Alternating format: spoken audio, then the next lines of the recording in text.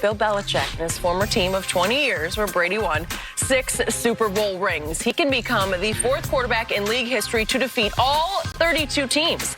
In fact, the NFL's director of broadcasting and a member of the scheduling team calls it, quote, a once-in-a-lifetime game. So, Shannon, who wins Week 4 at Foxborough, and what is the Bucs' overall record here?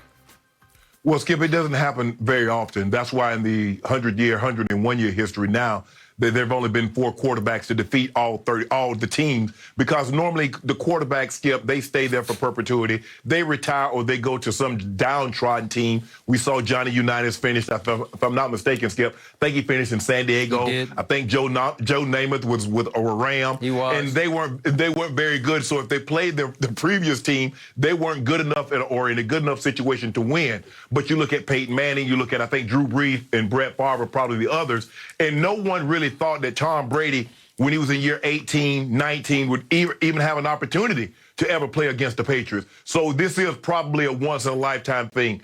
But for me, Skip, I believe the Patriots are going to be a much better football team.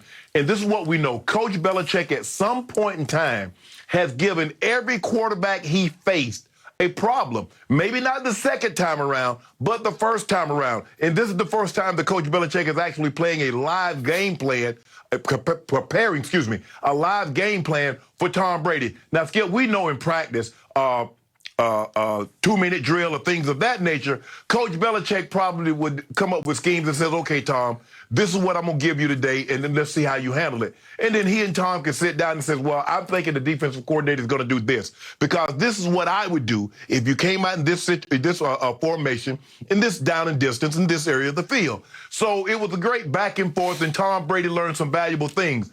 And so I think I don't really think that Coach Belichick maybe has given Tom Brady too much information, because Tom knows things about Coach Belichick and what he likes to call in certain areas of the field. But I'm going to take the Patriots to win this game in the upset. The Bucs will be coming off a long West Coast trip. They play Week 3. They play at the Rams. The Rams normally give them fit with that pass rush. Now they come all the way back to Tampa, try to prepare, and then get ready for New England. New England with their addition, Skip. Cam Newton is going to be another year further removed from that surgery. Hunter Henry, Jonnu Smith, Trent Brown at tackle. I think they made upgrades. They brought Nelson Aguilar in. They brought Nelson Bourne in. They've revamped this, and basically, Skip, this offense is going to be anew. This is not the offense that we saw last year. We're going to see a different offense. I believe they're better this year around. And so I'm going to take the Patriots in an upset. And I'm going to go and put them cases of due on it, because I don't want you to try to wiggle out, because something unforeseen might happen. But we got due on it right now. I'm taking the Patriots in an upset. How much due? Name it. All right. Okay. Let's start. We're going to start with 3 cases, and we could possibly build our way up all the way up to like 5 or 6. The sky is the limit on how many cases you want to lose to me on October 3rd, Sunday night, for our Monday show on October 4th.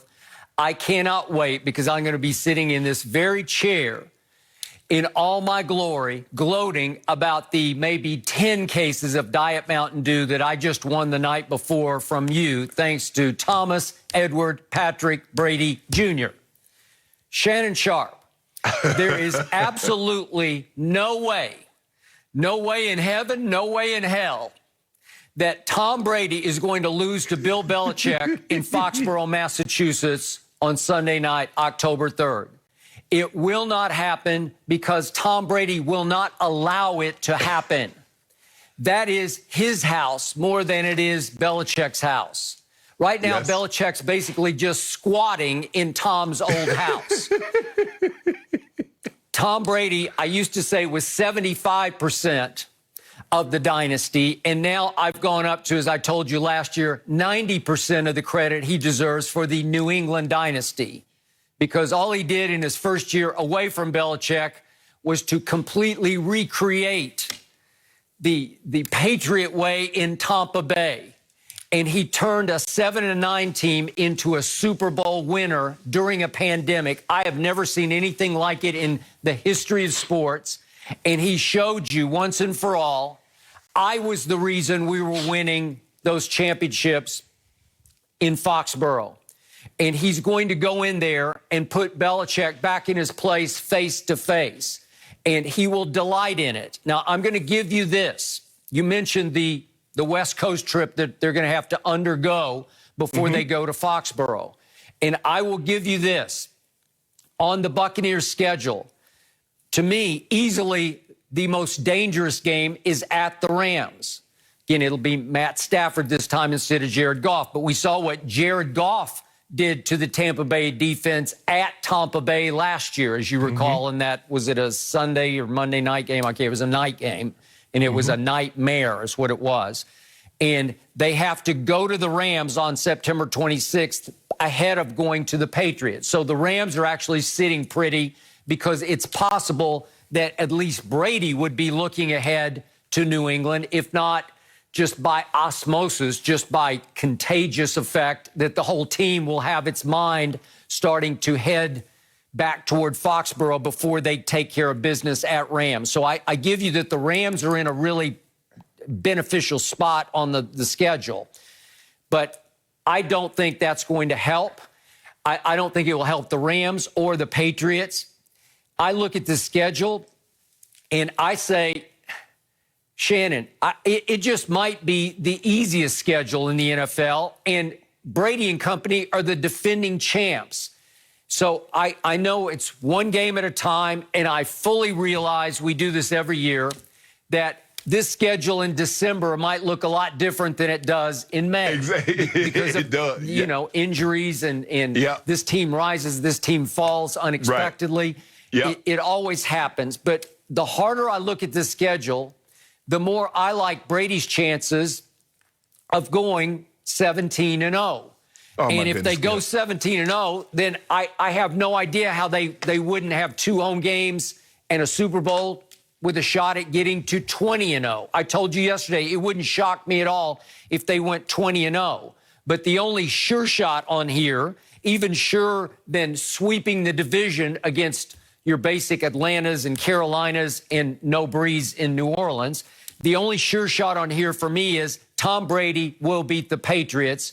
He'll be somewhere around a 3.5, 4-point favorite. And I've got the score of that game 32-10, Brady over Belichick. And I'm here to suggest it won't feel much like a home game for Belichick, because I think the Patriot crowd is going to be half-hearted in their cheering for the home team. I think their emotions are going to be seriously mixed, and they won't be able to help themselves from cheering when Brady does throw 3 touchdown passes, maybe a couple to Gronkowski, just for the sake of the good old days. So I got 32-10, Brady over Belichick on October 3rd. Well, Skip, I think the thing is that his return will be a lot different than some of the returns that we've seen in the NBA, where the player gets booed. We saw what happened with KD when he went back to OKC. We saw what happened to LeBron when he went back to Cleveland, and to a lesser degree, somewhat when he went back to Miami. So I believe the Brady homecoming will be less contentious than what we saw with those guys. And I also believe, Skip, the players, the Buccaneer players, will be highly motivated to make sure and try to secure this victory for Tom, because they know how much it's going to mean to him. Now, Tom Brady's going to say, hey, it's just, Skip, we know Tom. Tom is going to be cliche-ish in this one. It's just another game. It's just, we're just trying to get better. We just hope we can go in there and play well. But we know deep down what it would mean to him to go back, forget the Patriots. It's the guy that's standing on the sideline that's not